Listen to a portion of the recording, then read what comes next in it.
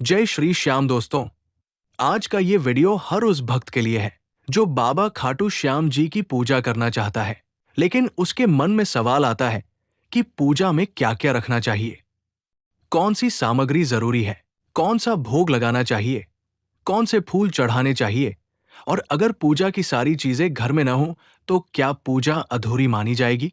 दोस्तों, सबसे पहले एक बात समझ लीजिए, बाबा श्याम भाव के भूखे हैं। बाबा को महंगी पूजा सामग्री, बड़ा मंदिर या दिखावा नहीं चाहिए।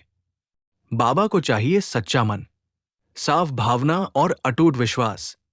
अगर भक्त सच्चे मन से एक दीपक जलाकर भी बाबा को याद करता है तो बाबा उसकी भक्ति स्वीकार करते हैं। लेकिन पूजा में कुछ सामग्री रखने से पूजा व्यवस्थित और सुंदर बनती है। इससे भक्त का मन पूजा में लगता है और घर का वातावरण भी पवित्र महसूस होता है। सबसे पहली चीज है बाबा श्याम की तस्वीर या मूर्ति।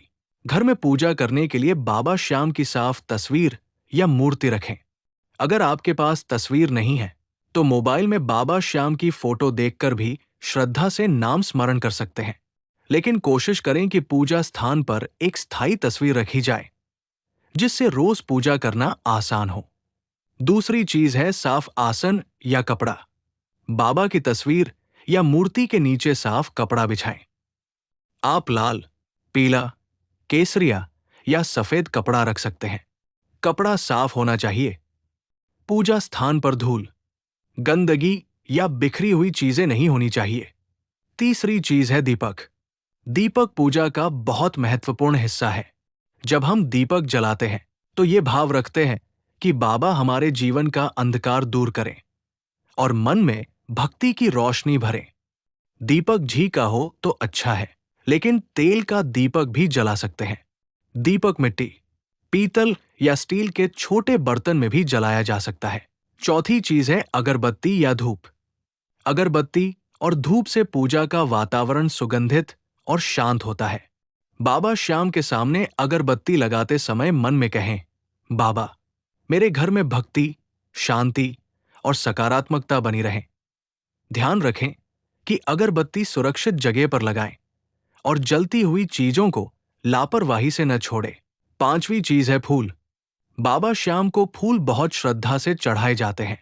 आप गुलाब, गेंदे के फूल, मोगरा, चमेली, पीले फूल, सफेद फूल या कोई भी साफ और ताजा फूल अर्पित कर सकते हैं।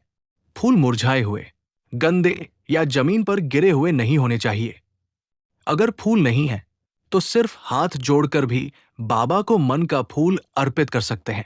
छठी चीज है रोली, चावल और तिलक सामग्री। पूजा में रोली और अक्षत यानी चावल रखना शुभ माना जाता है। बाबा श्याम को तिलक करते समय बहुत प्रेम से करें। अगर तस्वीर पर तिलक न लगाना चाहें तो तिलक थाली में रखकर बाबा को भाव से अर्पित कर सकते हैं। चावल टूटे हुए न हो तो अच्छा माना जाता है। सातवीं चीज है जल। पूजा में साफ जल जरूर रखें। जल जीवन का प्रतीक है और ये शुद्धता का भाव देता है। आप एक छोटा लोटा या कटोरी में जल रख सकते हैं। पूजा के बाद ये जल तुलसी, पौधे या साफ स्थान पर डाल सकते हैं। आठवीं चीज है प्रसाद या भोग। बाबा श्याम को चूरमा, मिश्री, पेड़ा, लड्डू, माखन मिश्री, खीर, फल, सूखे मेवे या घर का बना सात्विक प्रसाद अर्पित कर सकते हैं। अगर घर में कुछ भी खास नहीं है तो मिश्री, गुड़, चीनी, फल या एक छोटी मिठाई भी भोग में रख सकते हैं। सबसे जरूरी है कि भोग शुद्ध हो और श्रद्धा से रखा जाए। नवी चीज है पंचमेवा या फल। अगर विशेष पूजा कर रहे हैं तो फल या पंचमेवा रख सकते हैं। केला, सेब, नारियल, अनार, अंगूर या जो भी मौसमी फल उपलब्ध हो उसे बाबा के सामने रख सकते हैं। फल काट कर भी रख सकते हैं, लेकिन साफ बर्तन में रखें। 10वीं चीज है पंचामृत। कुछ भक्त पूजा में पंचामृत भी रखते हैं। पंचामृत दूध, दही, घी, शहद और चीनी से बनाया जाता है। अगर आप पंचामृत नहीं बना सकते तो कोई परेशानी नहीं। बाबा श्याम की पूजा में भाव सबसे बड़ा है। 11वीं चीज है घंटी। घंटी बजाने से पूजा का वातावरण पवित्र लगता है और मन एकाग्र होता है। अगर घर में घंटी है तो पूजा शुरू करते समय और आरती के समय हल्के भाव से बजाएं।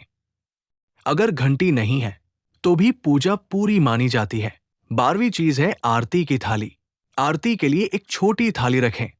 इसमें दीपक, फूल, चावल, रोली और अगरबत्ती रख सकते हैं।